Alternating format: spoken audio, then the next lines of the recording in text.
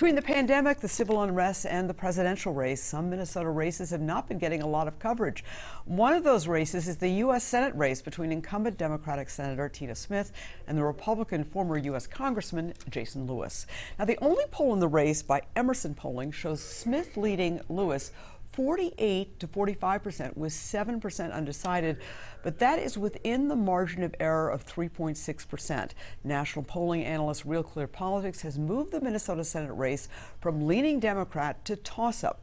It's one of about 10 races that will decide who controls the U.S. Senate. Jason Lewis was a recent guest on this program, and this morning we're delighted to have Senator Tina Smith. Thank you so much for coming in. Thank you, Esme. It's wonderful to be here. All right. Well, let me ask you about that. This poll is just one poll, shows the race very tight, and that new poll that we just showed you also shows the presidential race here very tight, with actually, in that case, Trump leading. Yeah, well, you know, Minnesota is the land of close elections. We specialize in elections that are right down to the wire, so I don't think it should be that surprising. And it really is all going to turn out on who turns out. That's what's going to make all the difference. And, you know, the first day that people can vote is on September 18th, and I think it's going to be a really, really important fall as Minnesotans really grapple with what is going to be the future direction of our country. All right. This morning we had an interesting situation throughout the state and region that may still be going on with internet outages. We have another internet problem here in Minnesota, and that's that there are a lot of people watching us right now who have very spotty internet connections. Even in Hennepin County, our producer Sandra Lind lives in Independence, has a spotty internet connection, and she's got a child that has to go to school.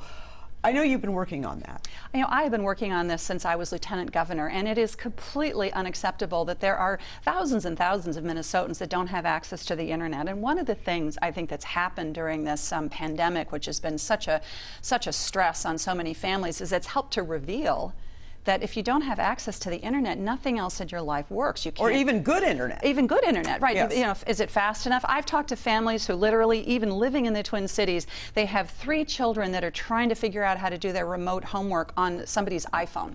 Right. And it just doesn't work. And not to mention, if you live in rural Minnesota and you can't connect to your telehealth, you can't connect to your job. Right.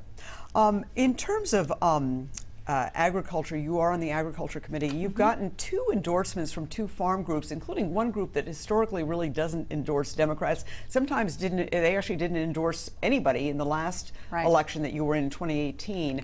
A lot of people say the farm vote's lockstep for President Trump and Jason Lewis.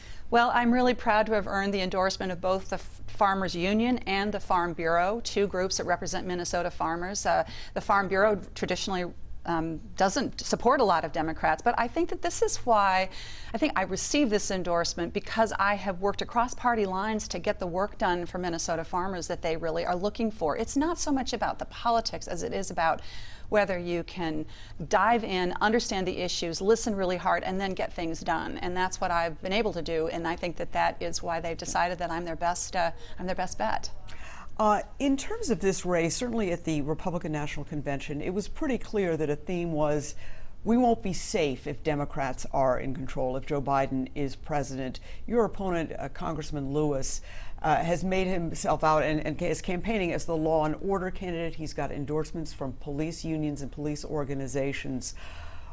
Where do you stand on some of these protests? Because you've called some of the protests righteous protests. Well, I believe, of course, in peaceful protest. I believe that that is the tradition of our country. But I mean, think about it for a minute. The president, on his watch, is inciting violence. He held the National Republican Party convention at the People's House, flaunting the law. He is overseeing the COVID epidemic, where 181,000 Americans have died. And yet he is trying to put all of the blame on this on Vice President Biden. I think this is the way he operates. He creates division and chaos. When people want to come together and they want healing, he's offering chaos. And my opponent, Jason Lewis, is right there. He wants to be like Trump. And I just don't think that that's what Minnesotans are looking for right now. In terms of one of the things that we heard from the Republican convention is that you won't be safe. The suburbs will be destroyed. What about that? I mean, we're just across the street from where there was major looting this week. You know, out of nowhere it came, you know, in just one night. Your thoughts about that, and going forward, we have more incidents in Portland last night. It's troubling to a lot of people. Well, of course, we need to condemn violence in all its forms, in all of its places, and everybody. It's a fundamental promise. Everybody should feel safe in their home and in their neighborhood and in their community. But in this moment, we have to really look at what the president, I think, is doing to incite this division amongst us. So you think he is to blame for some of this? I think that he is, when we need a leader to bring us together, that's what I'm trying to do.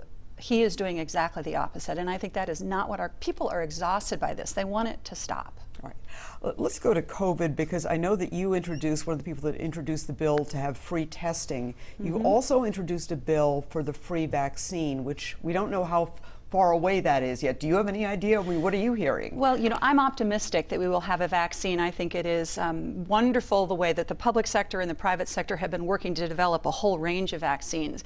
We need to, of course, make sure that that vaccine is safe and effective before it's released. There can be no politics in that process. But the thing that I've been working on is to make sure that when that vaccine is available, whenever it is, that it's available for people free of charge. And the reason I think that's so important is we don't want people's ability to pay to determine whether they get the vaccine. And we have to remember also, the American public has spent billions of dollars developing this vaccine, so we should not be paying twice for it. All right. Well, Senator Tina Smith, we obviously will be following your race very closely. Thank you so much for joining us this morning.